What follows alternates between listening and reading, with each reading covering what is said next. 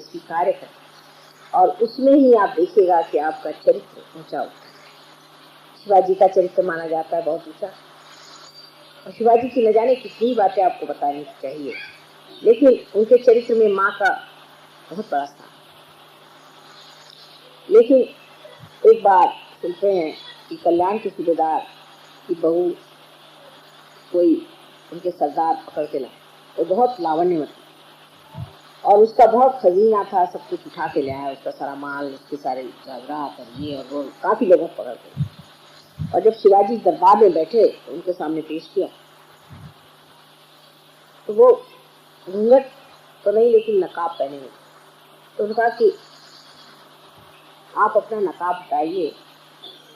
जब उन्होंने नकाब हटाया तो बड़े काव्यमय, बजाय इसके कि कहे कि आप हमारी बहन हैं, उन्होंने कहा कि अगर हमारी माँ आपके इतनी खूबसूरत होती तो हम भी आपके इतने खूबसूरत होते। उसके आंख से आंसू। उसके बाद उनके जितनी भी चीजें थी, जो जेवरात थे, हर चीज उनके हर आदमी को बाइज्जत कल्याण तक पहुंचाया और बहुत नाराज। ये हमारे देश का चरित्र। राणा प्रताप एक बार जरा झुक गए क्योंकि बहुत परेशानी में थे। उनकी लड़की के लिए घास की रोटी बनाई, वो तक एक गिलास उठा के ले गया। उसको देख करके कहाँ राणा प्रताप जैसा आज कोई आदमी है आपके पॉलिटिक्स में? सब चोर बैठे हैं।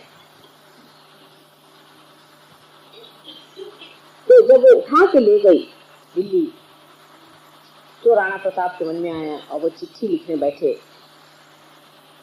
कि मैं आपको शहनशाह को कि मैं आपकी शरणागत। जैसे उन्होंने पढ़ा उनकी बीवी ने, उन्होंने भाला उठा अपने लड़की को मारने के लिए दौड़े।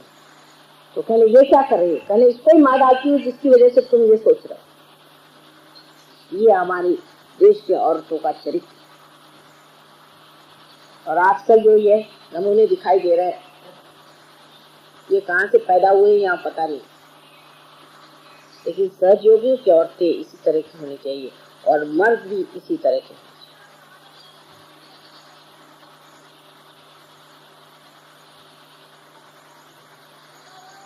संस्कृत में कहा जाता है कि परस्त्री जो है वो माँ समान, कोई भी परस्त्री माँ समान, और परकन्या बेटी समान। तो हम जब शादी होकर यूपी में गए तो लोग कहले तो असंभव है। मैंने कहा हमने तो बहुत ऐसे लोग देखे, अधिकतर हम तो ऐसे लोग देखते हैं। या यूपी में क्या विशेषता है कि यहाँ असंभव बात है? आपकी नजर इतनी खराब कैसे है? हमने तो जिंदगी भर ऐसे ही लोग देखे। ये कहाँ से ये लोग आ? तो वहाँ नवाब साहब एक कोई थे, उनके 165 बीवियां थी और पता नहीं क्या क्या। तो और क्या होगा? उनके सामने आइडियल ही ऐसे गंदे हैं वहाँ, तो और क्या होगा?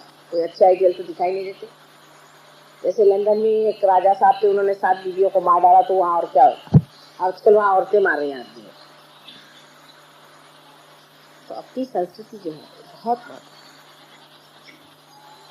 और उस महत्वपूर्ण संस्कृति को समझना, उसकी गहनता को समझना हर एक सहयोगियों का परम कर्तव्य। जब आप लोग उसे समझेंगे, उस पर कुछ लिखेंगे, तभी तो ना हमारे प्रदेश के सहयोगी भी इसको आत्मसात करें। तो लोग छोटी छोटी बातें देखते रहते हैं और सारा वो जोड़ते रहते हैं अपने अंदर, मैं देखती हूँ।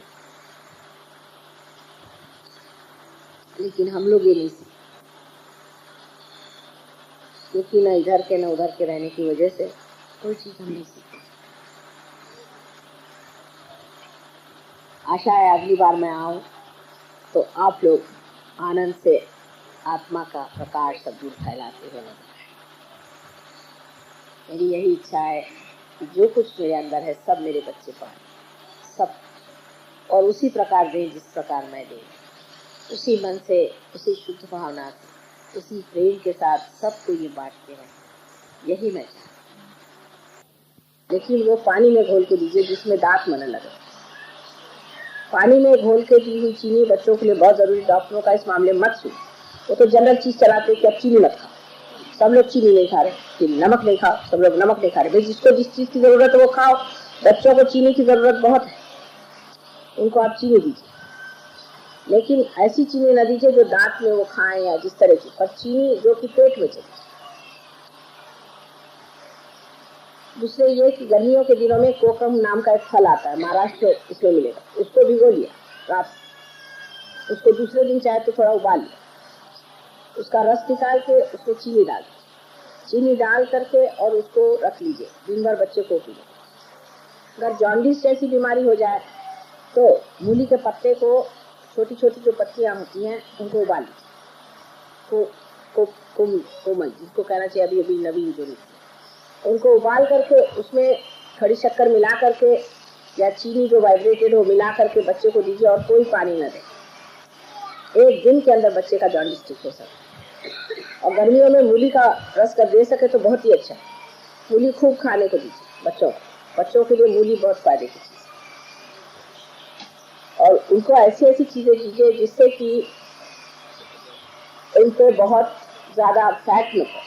हमारे यहाँ तली हुई चीज बच्चों को दे देते, कुछ सोचते नहीं, तली हुई चीज बिल्कुल नहीं देना। और दूसरा यहाँ पर एक ली52 भी अच्छी दवा मिलती है, वो अगर शुरू कर दे तो 1 साल के अंदर वो भी चल सकती है। लेकिन वो बनती है एक चीज जिसको हम कहते हैं मराठी में एरोण्या, हमारा हिंदी में पता नहीं क्या कहते, छोटी छोटी काली काली चीज होती है इतनी बड़ी बड़ी, जो बेर के साथ मिलती है, एरोण्या करते। इतनी छोटी छोटी हमारे नागपुर में बहुत होती है, नागपुर में किसी को लीवर के ट्रबल नहीं होते, सब बच्चे खाते हैं। नहीं तुळशी भी नाही ते एरोण्या म्हणून एक आपल्या आमच्या नागपूरला होतं, मला इतकं माहिती नाही लहान हो, अगदी लहान बारीक असतं, एवढं काळं काळं म्हणजे असतं ते। चिरौंजी के दाने जो होते हैं ना, उसके ऊपर का जो होता है चिरौंजी के दाने के ऊपर का, उसी जैसे छोटी चिरौंजी वो भी चल जाए चिरौंजी। और जब जाड़ा पड़े तो सौंठ थोड़ी सी पीस करके उसमें चीनी मिला करके सवेरे दें बच्चों, जाड़ा पड़े और गर्मी में ये चीज। दूसरी चीज के गन्ने का रस, जितना बच्चा पी सके उतनी चीज अच्छी है उसके लिए।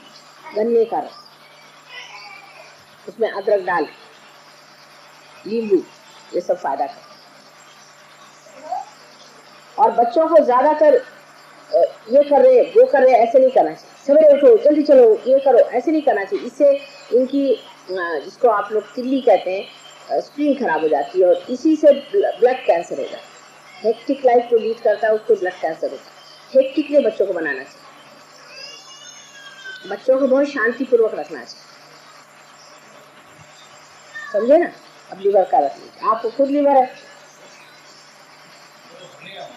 आपको खुद लीवर की ट्रबल है, सारा मुंह पे जो है लीवर से तो आया है, सब लीवर है। माने आपको बचपन में खूब तल के पूरियां खिलाए, पूरी खाना, पराठे खाना, ये सब गंदी चीजें। और वो रख के रात में फिर बासी खाना, ये भी एक शौक है। पराठे तो बिल्कुल बंद कर दीजिए आप लोग।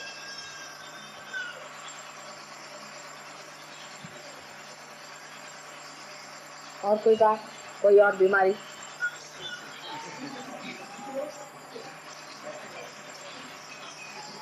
काय झालंय ना, कशाला खोकला नाही?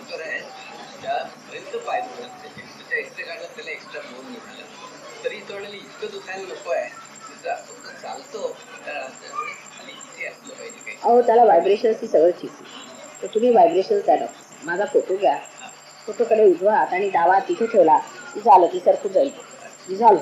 तुम्ही व्हायब्रेशन वापरा. हा कस काय? हा लेफ्ट है ना, यही तो है. ते गुरु जे पूजले त्याचाच त्रास होऊन राहिलाय. मडका ना 7 लिंबू 7 मिरच्यांचे काढलं पाहिजे बाबा. गावात फोटोकडे दिवा ठेवायचा, कळलं का? हाँ, दूसरा सहयोग में कंपलसरी है, कंपलसरी हर आदमी को अंदर बनियान पहनना है आजकल का फैशन, और औरतों को अंदर से शमीज पहननी है। अगर साड़ी पहनती तो नहीं, और अगर ये पहन रही दूसरा ड्रेस ऊपर से चुनरी ले ली, जरूरी है, नहीं तो सारे इसमें दर्द होगा आपके सीने, और फिर आप आएंगे माँ मेरा सीने में दर्द है।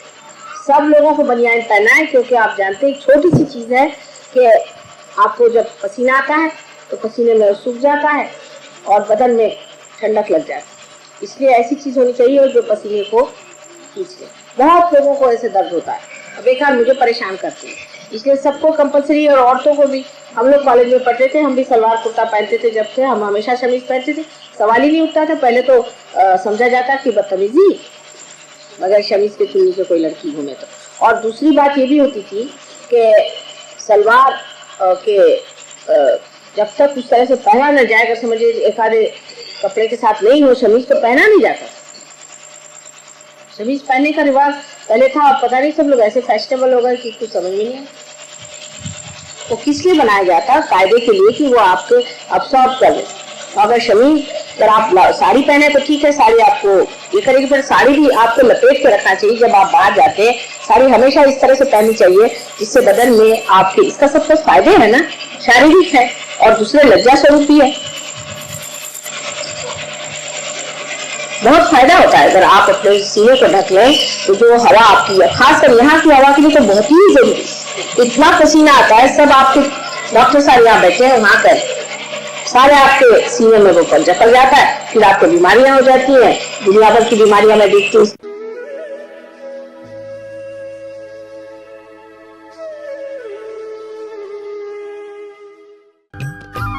सब्सक्राइब कीजिए कुंडलनी जागरण को और प्रेस कीजिए बेल आइकन को, जिससे कि आपको मिल सके हमारी लेटेस्ट वीडियो सबसे पहले।